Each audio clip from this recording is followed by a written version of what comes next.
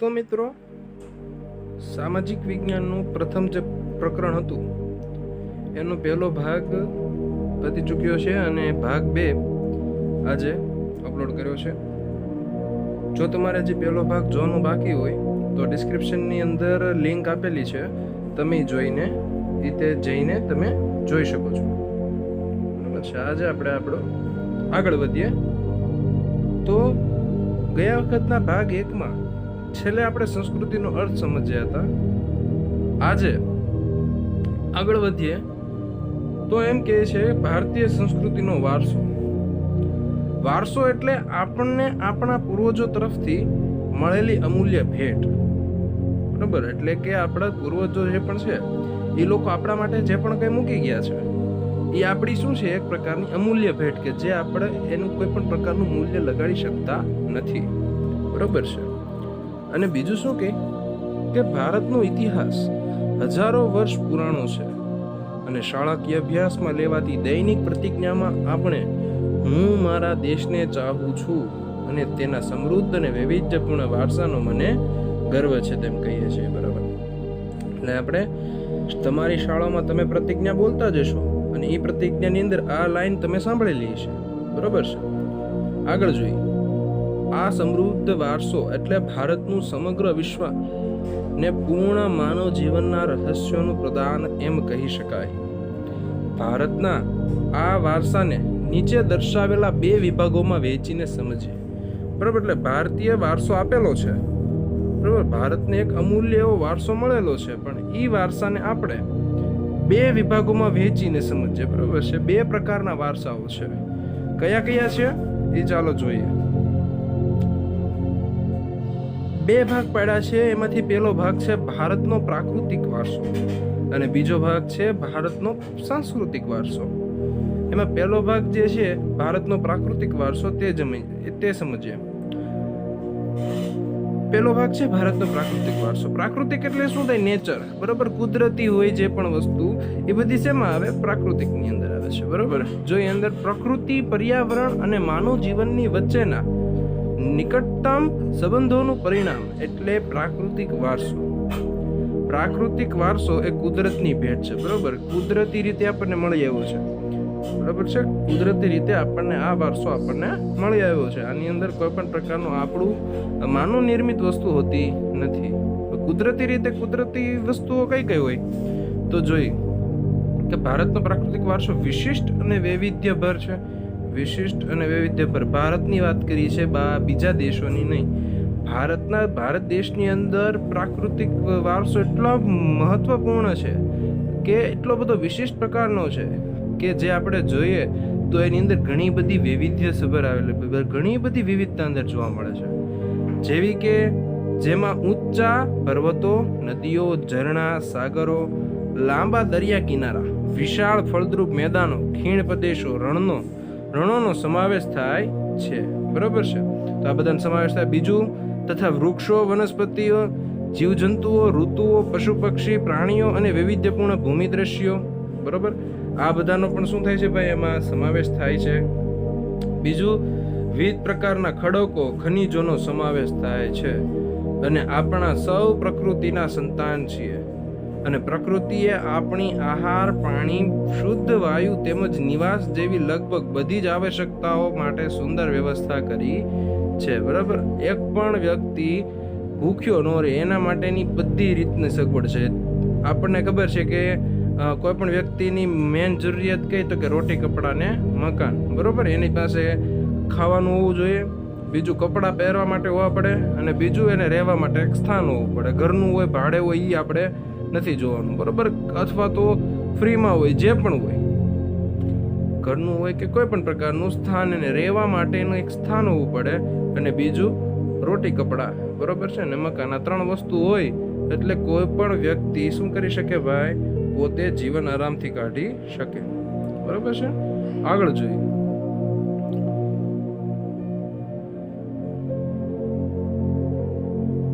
પ્રકૃતિએ આપણી આહાર, પાણી, શુદ્ધ વાયુ. બરોબર, આહાર પાણી એટલે કે ખાવા પીવાનું, શુદ્ધ વાયુ, એક ઓક્સિજન આપણને જોઈએ, તેમજ નિવાસ જેવી લગભગ બધી જ આવશ્યકતાઓ માટે સુંદર વ્યવસ્થા કરી છે.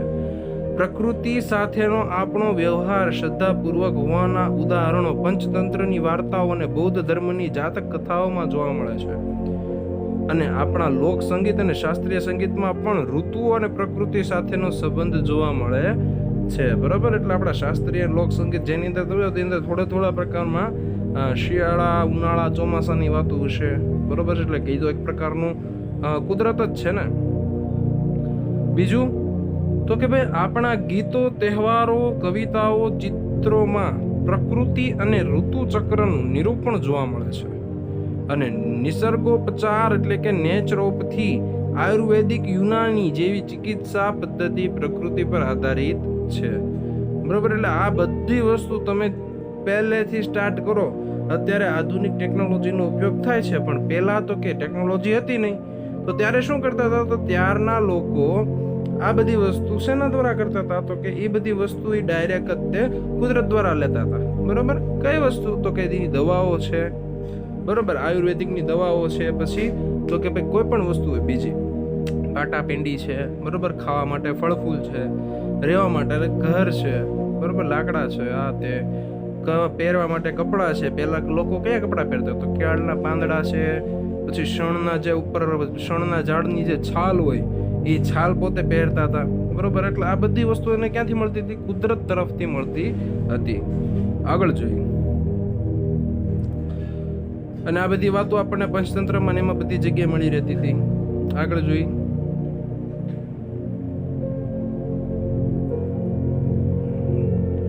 પેલું આવે છે એમાં ભૂમિ દ્રશ્ય. બરોબર, પ્રાકૃતિક વારસામાં પહેલી વસ્તુ છે ભૂમિ દ્રશ્ય.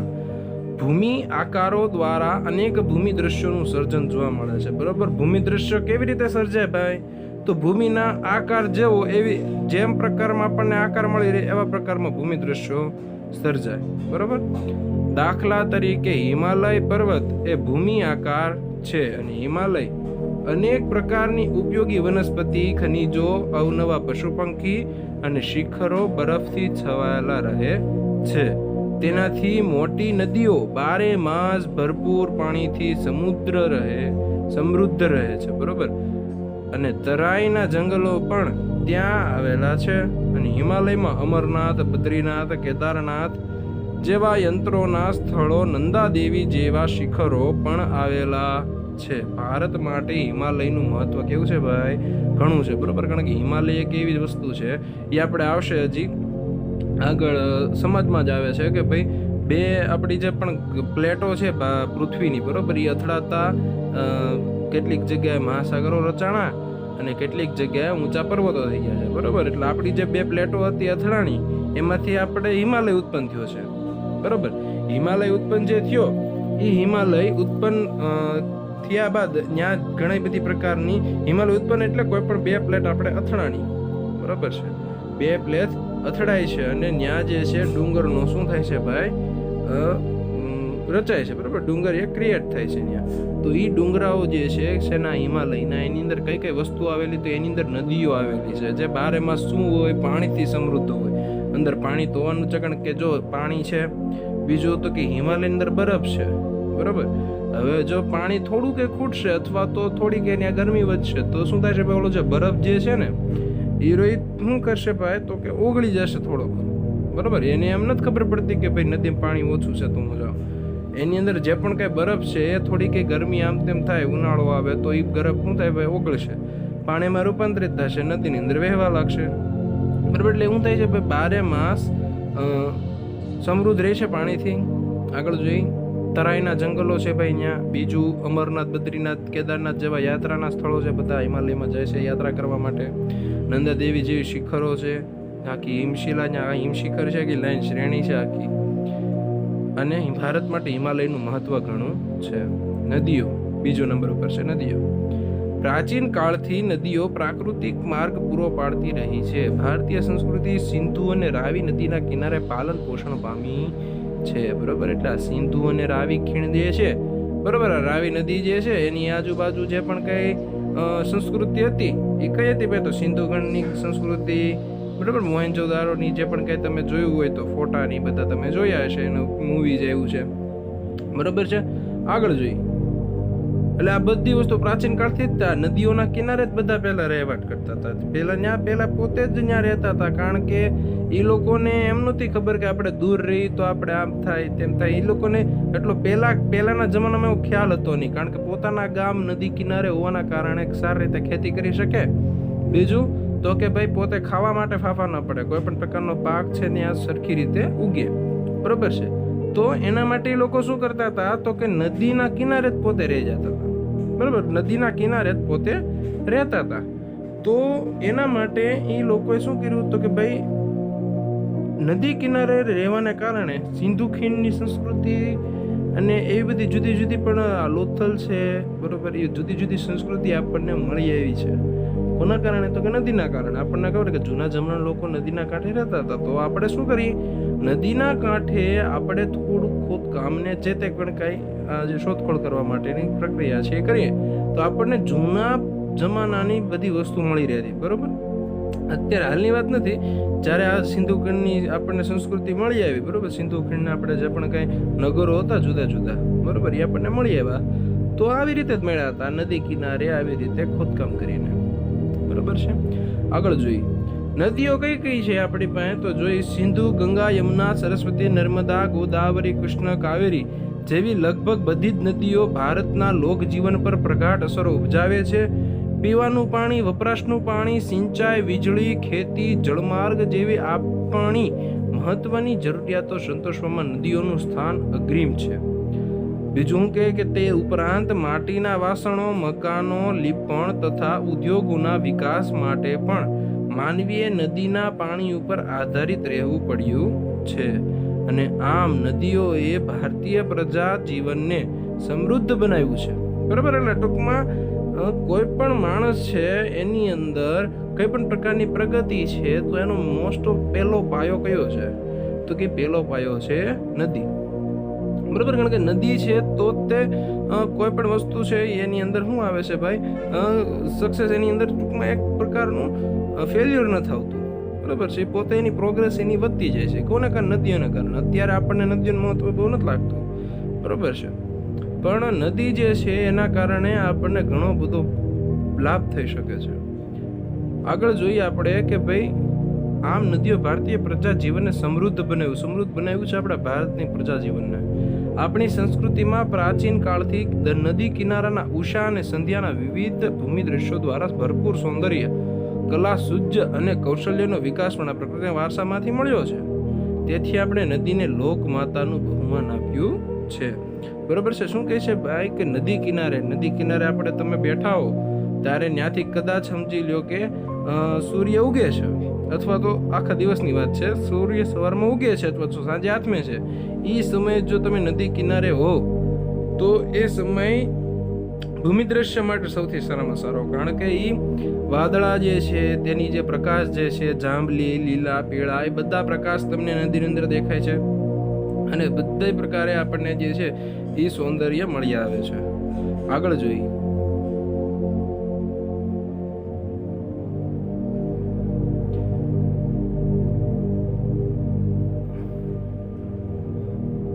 ઓકે. અને માટે જ આપણે એને શું કીધું છે, નદીઓને લોકમાતા કીધું છે.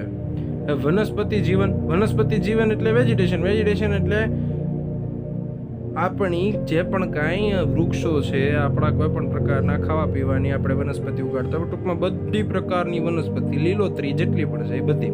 ભારતની પ્રજા આદિ સમયથી પર્યાવરણ પ્રેમી રહી છે અને જેની સાક્ષી તેનો વૃક્ષ પ્રેમ, પુષ્પ પ્રેમ અને છોડવાઓ પ્રત્યેનો આદર સૂચવે છે.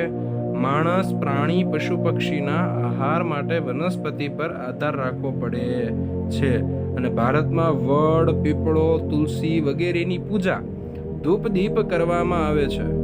વટસાવિત્રીના વ્રતમાં વડની પૂજા કરવામાં આવે છે. અનાજ, કઠોળ, તેલીબિયાના છોડ, ધન ધાન્યથી લહેરાતા ખેતરો, વન સમૃદ્ધિથી ભરેલા જંગલો અને ઔષધિઓ માટે ઉપયોગી છોડવાઓ એ આપણે અતિ પ્રાચીન કાળથી જીવનની સમૃદ્ધ બનાવ્યું છે.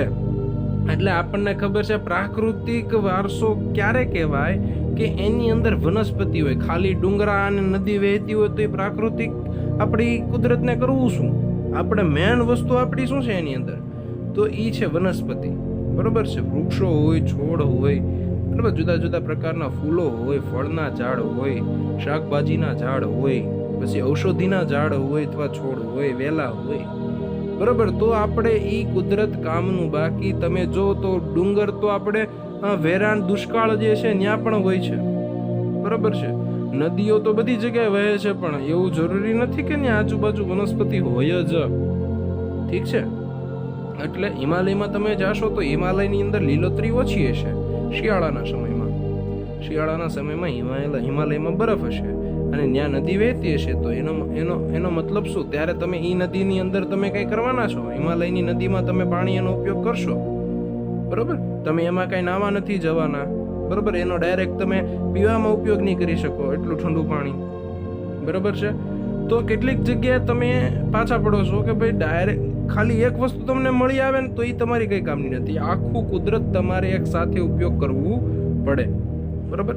વનસ્પતિ જીવની અંદર જોઈએ આપણે આગળ શું કહે છે કે હરડે, આંબળા, બેહડા, કુવારપાટું, અરડુસી, લીમડો વગેરે ઔષધિઓએ તથા મોગરો, ગુલાબ, કમળ, ડમરો, સૂરજમુખી, ચંપો, નિષ્ગંધા, જુઈ વગેરે જેવા પુષ્પોએ માનવ જીવનને ખૂબ સુંદર, સુવાસિત, નિરામય અને સમૃદ્ધ બનાવ્યું છે.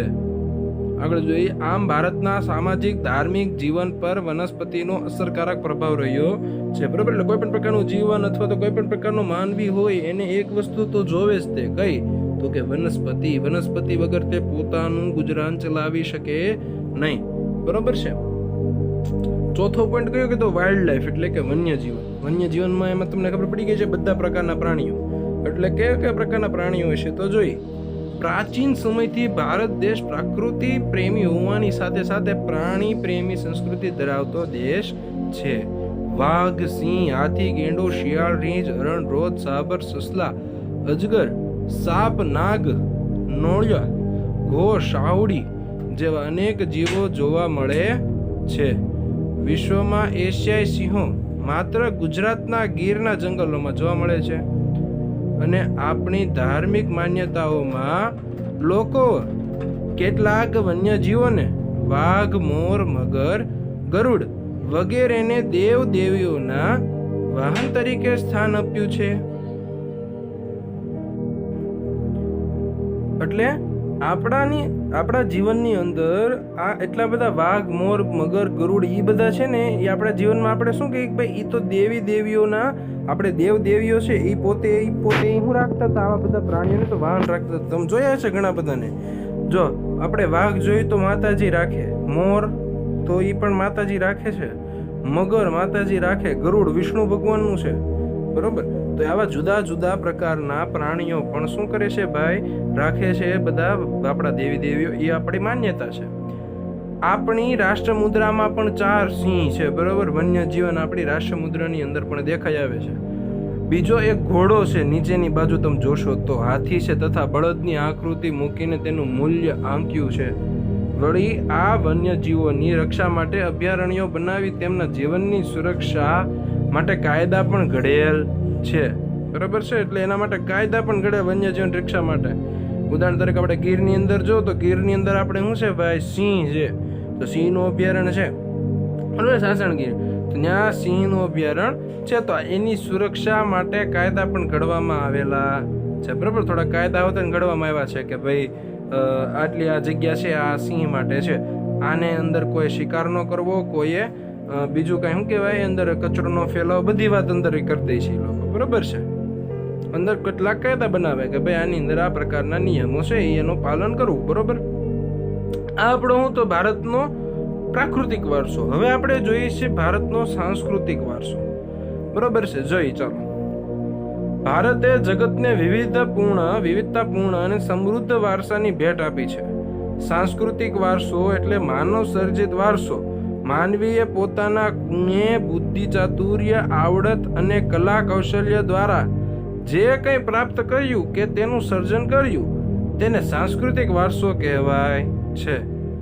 અને આર્યોથી શરૂ કરીને શકો, ક્ષત્રપ, કુષાણ, હુણ, ઈરાનીઓ, તુર્ક, આરબો, મુગલ, પારસીઓ, અંગ્રેજો, ફ્રેન્ચ વગેરે જેવી વિવિધ જાતિ પ્રજાતિઓ ભારતમાં આવી. બરોબર. એટલે આપણે સ્ટાર્ટ ક્યાંથી કરીએ? આપણે તો કે માનવી પોતે કેવો હતો પહેલા? તો કે પુણ્ય, બુદ્ધિ, ચાતુર્ય, આવડત ને કલા કૌશલ્ય વાળો હતો. બરોબર. એ આપણો શું છે? આપણે જો સાંસ્કૃતિક વારસો કોને કહેવાય, તો એની વ્યાખ્યા આપેલી છે કે માનવીએ પોતાના પુણ્ય, બુદ્ધિ, ચાતુર્ય, આવડત અને કલા કૌશલ દ્વારા જે કંઈ પ્રાપ્ત કર્યું કે તેનું સર્જન કર્યું તેને સાંસ્કૃતિક વારસો કહેવાય.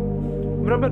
સ્ટાર્ટ ક્યાંથી થયું? તો કે આર્યોથી શરૂ કરીને શકો, ક્ષત્રપ, કુષાણ, હુણ, ઈરાનીઓ, તુર્ક, આરબો, મુગલ, પારસીઓ, અંગ્રેજો અને ફ્રેન્ચ, એટલા લોકો આપણા દેશની અંદર આવ્યા હતા, એટલા જાતિના. બરાબર. એની વાત કરેલી છે.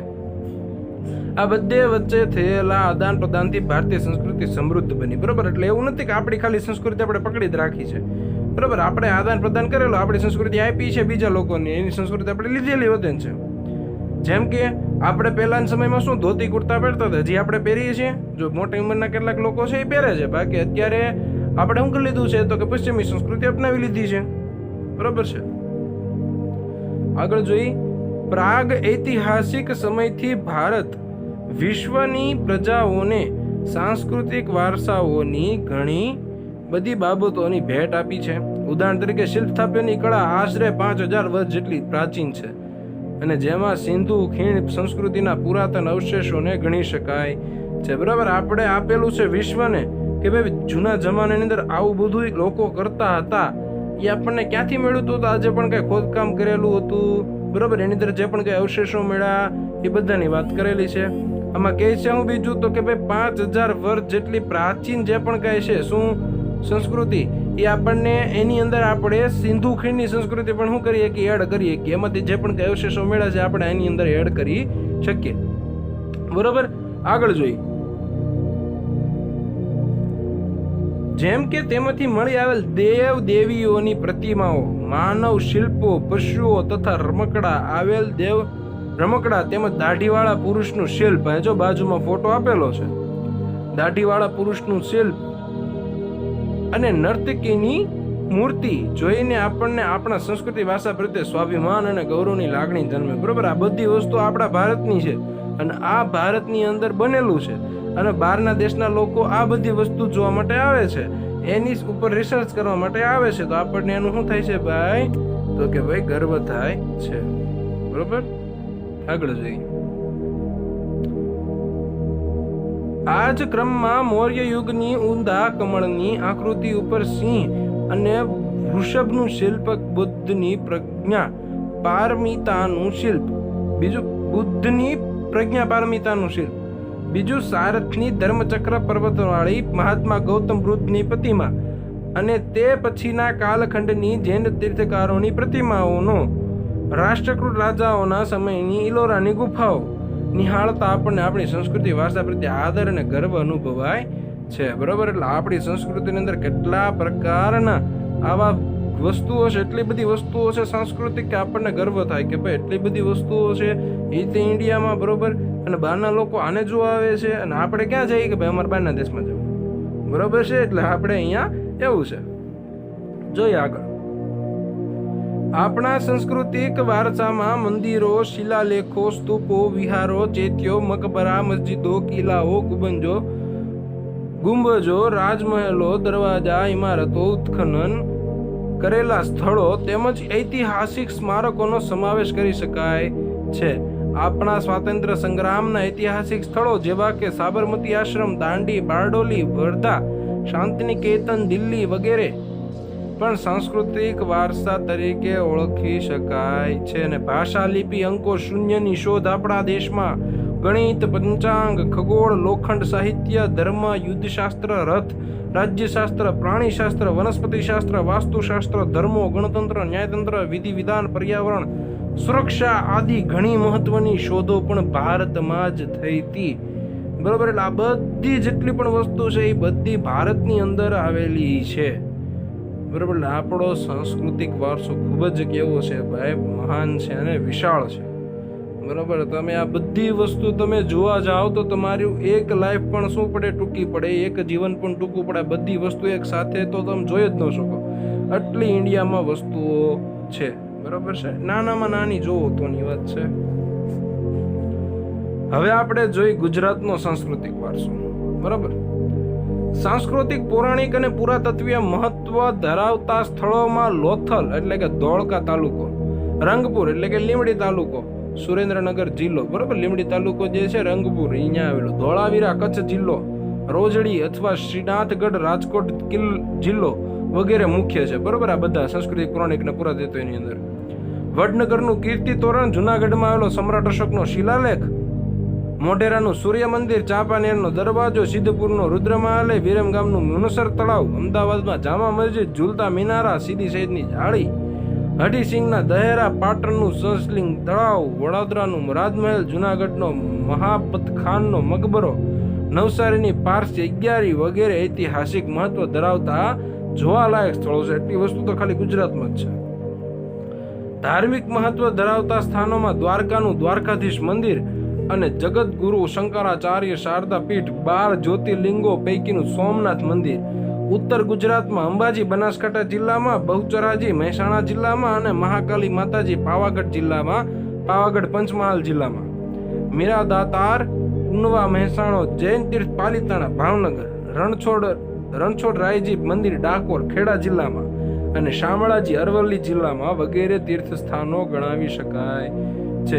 હજી એટલું ખૂટતું નથી. ગુજરાતના જાણીતા ધાર્મિક, સામાજિક અને પ્રવાસન લક્ષી સ્થળોમાં પોળો વિજયનગર, સાબરકાંઠા જિલ્લામાં પતંગોત્સવ અને કાંકરિયા કાર્નિવલ, અમદાવાદમાં તાનારીરી મહોત્સવ, વડનગરમાં અને ઉત્તરાર્ધ નૃત્ય મહોત્સવ, મોઢેરામાં રણોત્સવ, કચ્છ વગેરેનો સમાવેશ પણ થાય છે. બરાબર, આ બધી વસ્તુ, આવા બધા ફંક્શન પણ આપણે ઉજવીએ છીએ. આપણે આવા જુદા જુદા પ્રકારના કાર્યક્રમો પણ થાય છે. જૈન બૌદ્ધ પ્રવાસના સ્થળો જોવા જઈએ તો ગુજરાતમાં જૈન અને બૌદ્ધ ધર્મનો પ્રચાર પ્રસાર થયેલો છે, જેના આધાર સ્વરૂપે ગુજરાતમાં વડનગર, તારંગા, ખંભાલીડા, જુનાગઢ, શામળાજી, કટેશ્વર, તાળજા, ટાંક, જંગડિયા વગેરે સ્થળોએ બૌદ્ધ અને જૈન ગુફાઓ જોવા મળે છે. આ બધી જગ્યા શું છે આપણી, તો કે ભાઈ જૈન અને બૌદ્ધ પ્રવાસના સ્થળો. અને ગુજરાતના મેળાઓ જોવા જઈ તો ગુજરાતની ભાતીગળ સંસ્કૃતિમાં વિવિધ સ્થળોએ પરંપરાગત રીતે ધાર્મિક, સામાજિક મહત્વ ધરાવતા મેળાઓ યોજાય છે. અને જે પૈકી મુખ્ય મેળાઓની વિગત નીચે પ્રમાણે. મોટા મેળાઓ જે છે એ પહેલા નંબર ઉપર કયું આવે છે ભાઈ, તો કે મોઢેરાનો મેળો. ક્યાં, તો કે મોઢેરા, મહેસાણા જિલ્લો.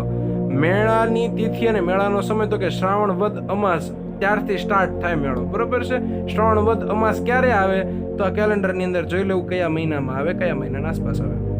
બીજા નંબર છે બહુચરાજીનો મેળો. બહુચરાજી મહેસાણામાં જ છે ભાઈ. ચૈત્ર સુદ પૂનમના દિવસથી શરૂ થાય છે. શામળાજીનો કાળિયા ઠાકરજીનો મેળો. શામળાજીમાં તે કઈ જગ્યાએ, તો કે અરવલ્લી, કારતક સુદ 11 થી પૂનમ, એટલે કે કારતક સુદ 11 થી પૂનમ સુધી. બરોબર. ભાદરવી પૂનમનો મેળો તો કે ભાઈ ક્યારે હોય છે, તો કે અંબાજીમાં હોય. અંબાજી કયું, તો કે બનાસકાંઠા વાળું. ત્યાં ભાદરવા સુદ પૂનમ દિવસે એ મેળો થાય છે. ભવનાથનો મેળો, ગિરનાર, જુનાગઢ, મહાવદ 9 થી 12. બરોબર, એટલે કે 9 થી 12 સુધી. તરણેતરનો મેળો. તરણેતર ગામ છે, સુરેન્દ્રનગર જિલ્લો છે, થાનની નજીક. બરોબર છે, ત્યાં ભાદરવા સુદ 14 થી લઈને 6 સુધી હોય છે. ભડિયાદનો મેળો, ભડિયાદ, અમદાવાદ, રજબ માસની તારીખ 9, 10 અને 11. બરોબર, આ એનો સમય હતો. આગળ જોઈએ. નકળંગનો મેળો, કોળિયાક, ભાવનગર, ભાદરવા વદ અમાસ. માધવપુરનો મેળો, માધવપુર, પોરબંદર, ચૈત્ર સુદ 9 થી 13. વોઢાનો મેળો, ધોળકા, અમદાવાદ, કારતક સુદ પૂનમ. મીરદાતારનો મેળો, ઉનવા, મહેસાણા, રજબ માસની તારીખ 16 થી 22. ડાંગ દરબારનો મેળો, આહવા, ડાંગ, ફાગણ સુદ પૂનમ. ગોળ ગધેડાનો મેળો, ગરબાડા, દાહોદ, હોળી પછીના 5મા કે 7મા દિવસે. કાર્તિકી પૂનમનો મેળો, સોમનાથ, ગીર, કાર્તિક સુદ પૂનમ. ભંગરિયાનો મેળો, ક્વાટ, છોટા ઉદેપુર, હોળીથી રંગ પાંચમ સુધી. એટલા તો આપણા દેશમાં શું છે ભાઈ, મેળાઓ છે. બરોબર, આગળ જોઈએ. ભારત ભૂમિ અને તેના લોકો. ભારતની ભૂમિ અને તેના લોકો વિશે થોડીક વાતો કરીએ. જોઈએ. આદિમાનવ પૂર્વ દક્ષિણ આફ્રિકામાં ઉત્પન્ન થયા. બરાબર, આદિમાનવ, આપણે આદિમાનવની વાત કરી હોય તો, બરાબર, જેને આપણે આદિમાનવ અથવા તો જંગલી આપણે જે જૂના હતા, બરાબર, ઝીંગાલાલા હુહુ વાળા હીરા, આદિ માનવ પૂર્વ દક્ષિણ આફ્રિકામાં ઉત્પન્ન થયા. ભારતના ભાતીગળ વારસા અને સમૃદ્ધિના આકર્ષણના કારણે અનેક વિદેશી પ્રજાઓ ભારત તરફ આકર્ષાય. અહીં અનેક જાતિઓ આવી હતી. પરિણામે ભારતમાં લગભગ બધી જ જાતીય તત્વો મળી આવે છે. બરોબર, એટલે કે બધા મોસ્ટ ઓફ જાતિ અહીંયા આપણા દેશમાં આવી હતી ને એટલે આપણને મોટા ભાગની જાતિ આપણને અહીંયા મળી આવે. બરોબર છે, જુદા જુદા પ્રકારની જાતિ મળી આવે છે. હિન્દુ, મુસ્લિમ, શીખ, પારસી, ઈસાઈ, બરોબર બધા પ્રકારના ધર્મના લોકો અહીંયા રહે છે. બરોબર ને કેવા રહે છે? શાંતિથી રહે છે, એકતાથી રહે છે. આગળ જોઈએ, ભારતમાં દ્રવિડ પ્રજાની ગણના પ્રાચીનતમ પ્રજા તરીકે થતી હતી. દ્રવિડ લોકો સૌથી જૂના, પરંતુ નૃવંશ શાસ્ત્રીઓ અને ભાષા શાસ્ત્રની અદ્યતન શોધખોળથી એવું જાણવા મળ્યું કે દ્રવિડો અને બીજી 6 જેટલી ભિન્ન પ્રજાઓ પણ અહીં રહેતી હતી. ખાલી દ્રવિડો જ નહોતા રહેતા, ઘણા બધા રહેતા હતા. તો કયા પ્રકારની? તો કે પહેલી એમાં આવે છે નેગ્રીટો. બરોબર, જેને આપણે હબસી પ્રજા પણ કહી શકીએ. બરોબર, સ્ટાર્ટ કરી તો એની અંદર નેગ્રીટોમાં એવું છે કે નેગ્રીટો અથવા તો નીગ્રો જાતિ કે જેને હબસીઓ કહેવાય એ ભારતના સૌથી પ્રાચીન નિવાસીઓ છે. કેટલાક ઇતિહાસકારોનું માનવું છે કે નેગ્રીટો અથવા નીગ્રો હબસીઓ જે છે એ આફ્રિકામાંથી બલુચિસ્તાનના રસ્તે થઈ ભારતમાં આવેલા હતા. બરોબર ને, તેઓ વર્ણે શ્યામ, વર્ણ એટલે કે એનો કલર, સ્કિનનો કલર શ્યામ એટલે કે થોડો કાળો હતો, 4 થી 5 ફૂટ ઊંચા હાઈટ એની, અને માથે વાંકડિયા વાળ ધરાવતા હતા. એટલે તમને ક્યાંય પણ એવા લોકો દેખાય તો આપણે સમજવાનું પ્રાચીન કાળના નેગ્રીટો છે. બરાબર, એને નહીં ખબર હોય ને, કારણ કે એ સમય જતા અંદર ભળતા નેગ્રીટો આવ્યા. આપણા ભારત દ્રવિડો હતા, દ્રવિડો નેગ્રીટો વચ્ચે સમજી લો કે મેરેજ ને એવું બધું થયું. તેના બાળકો પછી એનું શું થાય કે ભાઈ આખું એનું લુક છે ચેન્જ જ થઈ ગયું હોય. એટલે આપણે અત્યારે કોઈ પણ કહી શકીએ નહીં કે આ નેગ્રીટો છે કે દ્રવિડો છે કે ઓસ્ટ્રેલોઇડ છે. બરોબર છે. બીજા નંબરમાં શું આવે છે? ઓસ્ટ્રેલોઇડ, નિષાદ પ્રજા. આ પ્રજા અગ્નિ એશિયામાંથી આવેલી હતી. બરોબર, અગ્નિ ખબર પડે ને, ઉત્તર દક્ષિણ પૂર્વ પશ્ચિમ એવી રીતે વાયુ, અગ્નિ ને એવી રીતે 4 બીજી વતન ખૂણા છે. તો એમાં જે અગ્નિ ખૂણો છે અગ્નિ એશિયામાંથી આવેલી હતી. કોણ? તો કે ઓસ્ટ્રેલોઇડ પ્રજા. તેઓનો રંગ શ્યામ કાળો હતા, થોડાક લાંબુ અને પહોળું માથું, ટૂંકું કદ, ચપટું નાક તેમની શારીરિક વિશેષતા હતી. એટલે એટલું જોઈ લઈને ખબર પડી જાય કે આ ઓસ્ટ્રેલોઇડ છે.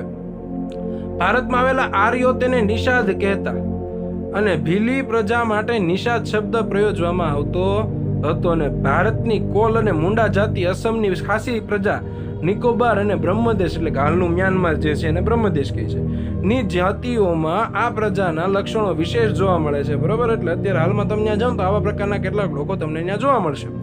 ભારતની સંસ્કૃતિ અને સભ્યતાના વિકાસમાં આ પ્રજાનો ફાળો વિશિષ્ટ છે. તેઓ માટીના વાસણો બનાવવા, ખેતી કરવી, સુતરાઉ કાપડનું વણાટકામ કરવું વગેરે જેવા કેટલાક કૌશલ્ય માટે જાણીતા હતા. અને તેઓ પોતાની ધાર્મિક માન્યતાઓ ધરાવતા હતા. બરોબર, પોતાની ધાર્મિક માન્યતા એટલે પોતે શું કરતા હતા ભાઈ, એ થોડુંક માનતા હતા દેવી દેવતાઓને એવું બધું. પછી ત્રીજી વસ્તુ છે દ્રવિડ લોકો. દ્રવિડોને મોહેન્જો દાડોની સિંધુ સંસ્કૃતિના સર્જકો અને પાષાણ યુગની સંસ્કૃતિના સીધા વારસદાર તરીકે ઓળખવામાં આવે છે. અને ઉત્તરમાંથી આવેલી વિવિધ પ્રજાની ભાષા અને સંસ્કૃતિનું લક્ષણો ટકી રહ્યા અને સમયાંતરે આ લોકો દ્રવિડ કહેવાયા. બરોબર ને. દ્રવિડોએ માતા રૂપે દેવી એટલે કે પાર્વતી અને પિતૃદેવ પરમાત્મા એટલે શિવની પૂજાની સમજ આપી. ભાઈ આવી રીતે શંકર ભગવાન હતા, આવી રીતે પાર્વતી દેવી હતા, એની આપણે પૂજા કરવી જોઈએ. નામની સમૃદ્ધિ સમજાવ્યું ને આપણે એ માની લીધું અને આપણે પણ શું કર્યું, એને સ્વીકાર કરીને આગળ આપણે તેની પૂજા કરવા લાગ્યા. દીપ, ધૂપ અને આરતીથી પૂજા કરવાની પરંપરા કોણ લાવ્યું ભાઈ? તો કે દ્રવિડોએ આપી હોવાનું મનાય છે. અને આ ઉપરાંત પ્રકૃતિ પૂજા, પશુ પૂજા વગેરે દ્રવિડોની ભેટ છે. દ્રવિડોના મૂળ દેવો આર્યોએ સ્વીકારી લીધા અને તેમને સંસ્કૃતિના દેવો તરીકે પુનઃ સ્થાપ્યા. સમય જતાં ઉત્તરના પ્રચંડ પ્રભાવ હેઠળ દ્રવિડોમાં આર્ય સંસ્કૃતિ ઊંડે સુધી વ્યાપી ગઈ. આંતરજ્ઞાતીય લગ્ન સંબંધો પણ પ્રસર્યા. આંતરજ્ઞાતિ એટલે કે સેમ ટુ સેમ જ્ઞાતિ ન હોય, જુદી જ્ઞાતિના હોય લોકો, તોય પણ શું કરે, લગ્ન સંબંધો બાંધે. બરોબર, એટલે જેના કારણે જાતિની અંદર ફેરફાર થઈ જાય છે. આગળ જોઈએ, દ્રવિડોમાં માતૃમૂલક કુટુંબ પ્રથા પ્રચલિત હતી અને તેઓએ અવકાશી ગ્રહોના ક્ષેત્રમાં અને વિવિધ કલાઓ જેવી કે કાંતવું, વણવું, રંગવું, વડી તરાપા જેવા ક્ષેત્રોમાં તેમનું વિશેષ પ્રદાન જોવા મળે. બરોબર, એટલે પોતે શું કરતા હતા ભાઈ, ઉદ્યોગો આવા નાના કરતા હતા. આર્યોના પ્રભુત્વ બાદ તેઓ દક્ષિણ ભારત તરફ ખસતા ગયા અને ત્યાં સ્થિર થયા. આજે દક્ષિણ ભારતમાં દ્રવિડ કુળની તમિલ, તેલુગુ, કન્નડ અને મલયાલમ જેવી ભાષાઓ બોલાતા લોકો વસે છે અને પ્રારંભિક તમિલ સાહિત્ય ઉર્મિની અભિવ્યક્તિ ભરેલું છે. બરોબર, એટલે આ બધા આ જે દ્રવિડ લોકો છે અત્યારે તમિલ, તેલુગુ, કન્નડ, મલયાલમ જેવી ભાષાઓ બોલતા લોકો વસે છે. બરોબર, કઈ જગ્યાએ દક્ષિણ ભારતમાં દ્રવિડ લોકો, એનો મતલબ શું? આજે પણ કઈ તમિલ, તેલુગુ, કન્નડ, મલયાલમ વાળા લોકો છે એ બધા ક્યાંના છે ભાઈ? તો કે ભાઈ દ્રવિડના. પ્રારંભિક તમિલ સાહિત્ય ઉર્મિની અભિવ્યક્તિથી ભરેલું છે. બરોબર છે, એટલે કે દ્રવિડ લોકો છે, પણ એનો મતલબ એવો નથી કે બધા દ્રવિડ જ છે. બરોબર છે, તમિલ કેટલાક થોડાક વર્ષો પછી ગયા હોય, કેટલાક ને રહેતા હોય ને તમિલ શીખી ગયા હોય. બરોબર છે, કારણ કે સમજી લો કે તમે કોઈ પણ બાળક હોય નાનું, એને તમે જેવા વાતાવરણમાં મોકલો એવું વાતાવરણમાં એ એવું બની જાય છે. બરોબર, એક બાળક નાનું ગુજરાતનું છે, એને તમે બહારના દેશના અમેરિકામાં મૂક્યા હજી જન્મવું છે તરત, અને પછી તમે 10 વર્ષ પછી જાશો તો એ કેમ છે પપ્પાને એમ નહીં બોલે, hero how are you now do you do એમ જ શરૂ કરશે સીધો. બરોબર, કારણ કે એવા વિસ્તારમાં વાતાવરણમાં રહ્યો છે એટલે એને સીધું ઇંગ્લિશ જ આવડશે, એને ગુજરાતી આવડશે નહીં. એટલે કેટલીક પ્રજાઓ એમ પણ શું કહેવાય, પોતે ભાષા બદલી ગઈ છે કેટલીક પ્રજાઓની. બરોબર, છેલ્લું એક છે અન્ય પ્રજાઓ. આ ઉપરાંત ભારતમાં મોંગોલોઇડ, આલ્પાઇન, ડિનારિક અને એર્મોનોઇડ પ્રજા પણ હતી. એમાં આપણે મોંગોલોઇડ જોઈ, આ પ્રજા ઉત્તર પશ્ચિમ ચીનમાંથી તિબેટમાં થઈ ભારતમાં આવી અને તેમણે ઉત્તર આસામ, સિક્કિમ, ભૂતાન, પૂર્વ બંગાળ વગેરેમાં વસવાટ કર્યો. સમય જતાં તેમનું ભારતીયકરણ થયું અને આ પ્રજાનો વર્ણ કેવો છે? થોડોક પીળો, ચહેરો ચપટો, ઉપસેલા ગાલ અને બદામ આકારની આંખો જેવા શારીરિક લક્ષણો પણ ધરાવે છે. કોણ? તો કે મોંગોલોઇડ. બરોબર, મોંગોલોઇડ લોકો પીળા વર્ણના હતા. તેઓ કિરાત તરીકે ઓળખાતા. અને બીજી 3 હતી કઈ? તો કે આલ્પાઇન, ડિનારિક અને એર્મેનોઇડ. તો આ પ્રજાઓ કે જે મધ્યમ એશિયામાંથી આવેલી પ્રજાઓ છે, આ 3 જાતિઓ એક સમાન ભૌતિક ગુણો ધરાવે છે અને આ પ્રજાના અંશો ખાસ કરીને મહારાષ્ટ્ર, બંગાળ, ઓડિશા, ગુજરાત અને સૌરાષ્ટ્રમાં વધુ પ્રમાણમાં જોવા મળે છે. બરાબર, એટલે કે કઈ જાતિ મળે છે ગુજરાતમાં, નાયરા, ઓડિશા, બંગાળ, મહારાષ્ટ્રમાં જોવા? તો કે આલ્પાઇન, ડિનારિક ને એર્મેનોઇડ. બરાબર, હવે આપણે મેન વાત કરી આર્યોની. બરોબર, કે ભારતની આર્ય સભ્યતાના નિર્માતાઓ આર્ય એટલે કે નોર્ડિક લોકો હતા. પ્રાચીન કાળમાં હિન્દુઓ આર્યો કહેવાતા. બરોબર, એટલે કે અત્યારે જે હિન્દુ છે પ્રાચીન કાળમાં આર્ય કહેવાતા. તેઓની મુખ્ય વસ્તી જે પ્રદેશમાં હતી તે પ્રદેશને આર્યવર્ત નામ આપ્યું હતું. બરોબર, અને પ્રાચીન સમયમાં પ્રથમ આર્ય વસ્તી વાયવ્ય ભારતમાં હતી. વાયવ્ય એટલે કે થોડુંક હિમાલયની થોડીક નીચેની બાજુ અને દક્ષિણ ઉત્તર ભાગમાં થોડીક. ત્યાં 7 મોટી નદીઓ વહેતી હોવાના કારણે તેમણે તેને સપ્ત સિંધુ નામ આપ્યું. ઉત્તર વૈદિક કાળમાં આર્યવર્તનો પૂર્વમાં મિથિલા એટલે કે બિહાર, મિથિલા એટલે કે બિહાર સુધી અને દક્ષિણમાં વિંધ્યાચળ સુધી વિસ્તાર થયો. બરાબર, મિથિલા નામ સાંભળી તમને યાદ આવતું હોય રામાયણ જોઈ તો સીતાના પપ્પા જે હતા જનક, બરોબર, એ કોના રાજા હતા? તો કે મિથિલાના. પોતે કેવા હતા? તો કે આર્ય. ઓકે, ચાલો આગળ જોઈએ. અન્ય સમકાલીન પ્રજાઓ કરતા તેઓ વધુ વિકસિત હતા.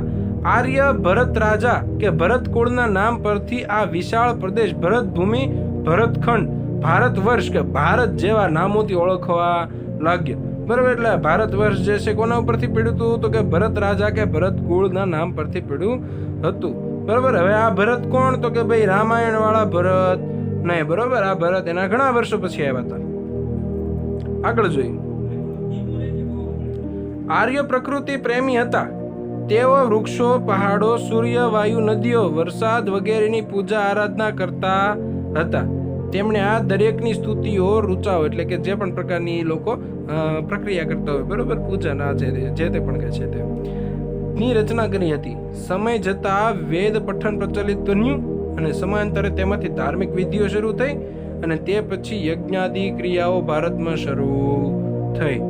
ભારતમાં આવેલી વિવિધ પ્રજાઓની સંસ્કૃતિઓના વિશિષ્ટ તત્વો અપનાવી લઈને એક સમન્વયી સંસ્કૃતિનું સર્જન થયું. સમયાંતરે ભારતમાં આવીને વસેલી આ બધી જાતિઓ વચ્ચે લગ્ન સંબંધો દ્વારા પ્રજાઓનું સંમિશ્રણ થતું ગયું. ધીમે ધીમે અંદર ભળતા ગયા. બધાની એક વિશિષ્ટ રહેણી કરણી, અનેક ભાષા, વિચારો, ધાર્મિક માન્યતાઓને પણ સમન્વય થતો ગયો. અને આમ પ્રારંભ કાળથી જે આપણા દેશમાં એક સંવનકારી સંસ્કૃતિનું નિર્માણ થતું ગયું. એટલે સંસ્કૃતિ એક, ધર્મ અનેક, એમ જેમ જેણે ભારતને ભવ્ય અને સમૃદ્ધ વારસો આપ્યો. ભારતમાં ભાતીગળ સંસ્કૃતિનો વિકાસ થયો અને આ પ્રજાઓ પરસ્પર એટલી ભળી ગઈ કે તેમનું કોઈ સ્વતંત્ર અસ્તિત્વ જ ન રહ્યું. અર્થાત તેમનું ભારતીયકરણ થઈ ગયું. બરોબર, બધા ભારતના. બરોબર, દ્રવિડો કોણ હતા અને મોંગલોઈડ કોણ હતા અને કોઈને કાંઈ હવે ખબર નથી. હવે બધા ભારતીય થઈ ગયા. આ રીતે પ્રાચીન ભારતમાં આવેલી વિવિધ પ્રજાઓના સંમિશ્રણથી ભારતનો સાંસ્કૃતિક વારસો વિવિધતાપૂર્ણ, ભાતીગળ અને સમૃદ્ધ બન્યો છે. બરાબર, આગળ છે વારસાનું જતન અને સંરક્ષણ, પણ એ હવે આપણે પાર્ટ 3 ની અંદર જોશું. અત્યાર સુધી તમે જે પણ કંઈ જોયું છે એની અંદર તમને ખબર પડી હશે. ન ખબર પડી હોય, કંઈ પણ પ્રકારનો પ્રશ્ન હોય તો અહીંયા ઉપર તમને ઓલી બાજુના ખૂણે તમને એક નંબર આપેલો છે, એની ઉપર તમે ગમે ત્યારે વોટ્સઅપ ફોન કરી શકો છો. બરોબર છે, ફોન કરીને તમે પૂછી શકો છો પ્રશ્ન, અથવા તો નીચે કોમેન્ટ બોક્સની અંદર એ પ્રશ્ન પૂછી શકો છો. તમને એવું લાગતું હોય કે ભાઈ તમારે આ ટોપિક ઉપર વિડીયો બનાવવો છે તો એ પણ તમે કોમેન્ટની અંદર લખી શકો છો કે ભાઈ આ ટોપિક ઉપર વિડીયો બનાવો, એ પણ આપણે બનાવશું. બાકી આજ માટે એટલું જ તે. Thank you. અને આપણી જે પણ કંઈ પરંપરા છે એ શરૂ રાખવાની છે. લાઈક, શેર અને સબસ્ક્રાઇબ જેટલા પણ વધે એટલું સારું. Okay, thank you very much. Subscribe now and press the bell icon. Never miss an update.